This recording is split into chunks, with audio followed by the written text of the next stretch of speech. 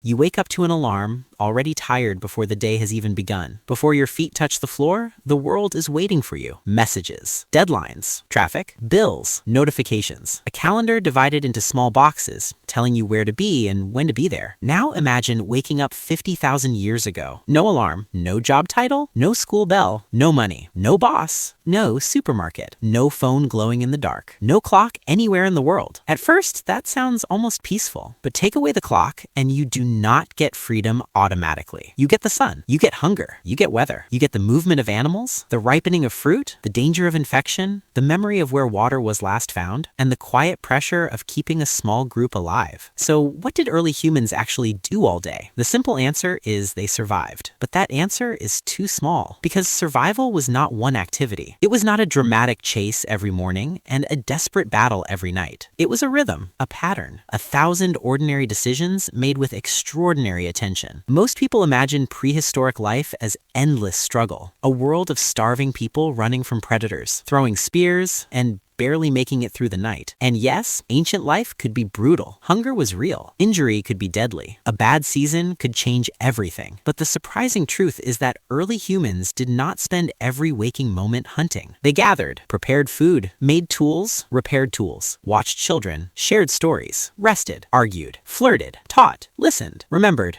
and waited. In studies of modern hunter-gatherer groups, anthropologists have often found that foraging life includes work, but also rest, play, social time, and long stretches of observation. Richard Lee's famous research on the Zhuhai Sea helped challenge the old assumption that hunter-gatherers lived in constant labor. And research among groups such as the Hadza and Akta continues to show that daily life is far more varied than the stereotype suggests. Imagine the morning. The sky is pale. Smoke rises from last night's fire. Children stir under animal skins. Someone blows gently into the embers until a red glow returns. A woman checks a digging stick. A man tests the edge of a stone flake with his thumb. An older person watches the clouds and says where the group should search today. There is no written schedule, but everyone knows the day has begun. Some people leave camp to gather roots, berries, nuts, honey, shellfish, or edible plants. This is not random wandering. It is memory turned into movement. They know which plants appear after rain, which trees attract bees, which tracks are fresh, which waterholes may still hold moisture. Others hunt or scout. Hunting is not just strength. It is patience. It is reading the ground like a message. A bent blade of grass, a broken twig, a warm footprint, the smell of an animal carried on the wind. But here is the strange part: some of the most important work happened when nothing dramatic seemed to be happening. Someone sat near the fire shaping stone. Another softened hides. Someone repaired a basket. Someone watched toddlers. Someone taught a child how to crack a nut without smashing the food inside. Someone remembered a story about a dangerous place beyond the ridge. Early human life was full of skill. Not the kind of skill that comes with certificates, but the kind that keeps you alive. A stone tool was not just a rock. It was planning. It was hand-eye coordination. It was knowledge passed from one mind to another. Archaeological evidence from sites across Africa, Europe, and Asia shows that early humans made tools, used pigments, created ornaments, and worked with materials in ways that reveal patience, learning, and symbolic thought. At Blombos Cave in South Africa, researchers have found engraved ochre and shell beads associated with early symbolic behavior, while bone and ivory flutes from Hohlefels in Germany point to a musical tradition more than 35,000 years old. This changes the picture. The ancient day was not only about food, it was also about meaning. Imagine dusk now. The group returns slowly. Some carry meat, some carry plants, some carry nothing, because not every search succeeds. A child runs toward an adult. A fire is fed. Smoke rises into the darkening air. Food is shared, not always equally, not always peacefully, but shared because isolation is dangerous. Around the fire, people talk. They talk about animals, about who saw tracks near the river, about who took more than their share, about who is generous, about who is lazy, about who can be trusted. To modern ears, this sounds like gossip, but gossip may be one of humanity's oldest survival tools. Robin Dunbar and other researchers have argued that social talk helps humans maintain bonds,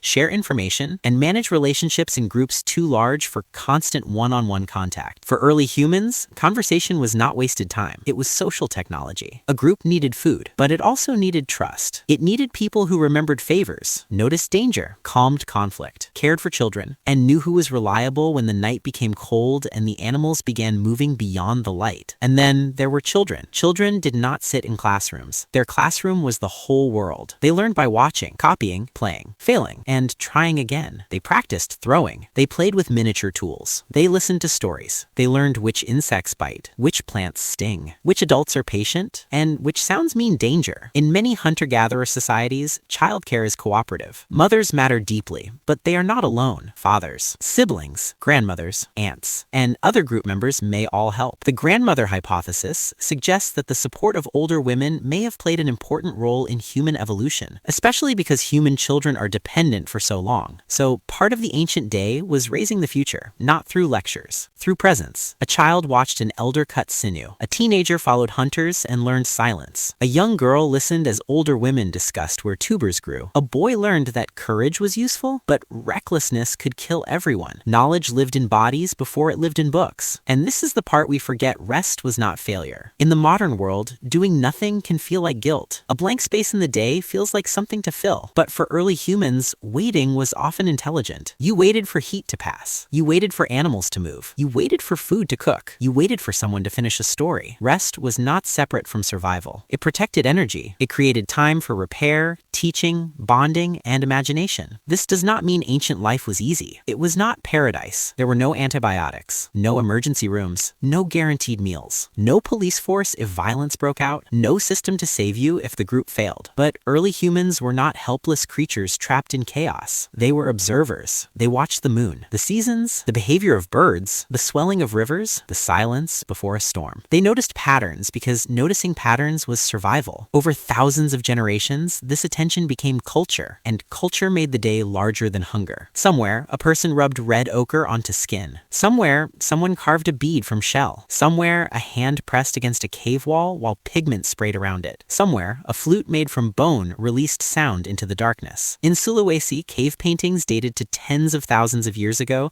show that ancient humans were not only living in the world, they were representing it, remembering it, and perhaps telling stories about it. Recent dating work has pushed some Indonesian rock art far deeper into time than many older assumptions allowed. So what did early humans do all day? They searched for food. They made tools. They followed tracks. They carried children. They prepared meals. They repaired shelters. They watched the sky. They cared for the injured. They played. They mourned. They laughed. They negotiated. They sang. They told stories. They rested. They lived. The modern world has given us miracles: medicine, electricity, clean water, written knowledge, the ability to speak across oceans. Many of us are safer, healthier, and more comfortable than our ancestors could have imagined. But we also gained a strange kind of distance from the rhythm that shaped us. We gained clocks, but sometimes lost the sun. We gained walls, but sometimes lost the circle. We gained endless entertainment, but sometimes lost the creative silence of waiting. We gained productivity, but sometimes forgot that a human day was never meant to be only work. Early humans did not have easy lives, but their days were full of attention. Every sound mattered. Every relationship mattered. Every memory mattered. And maybe that is the most powerful answer. Before offices, before money, before cities, before screens, human beings spent their days doing what humans still do beneath everything else: trying to stay alive, trying to belong, trying to understand the world before the darkness came.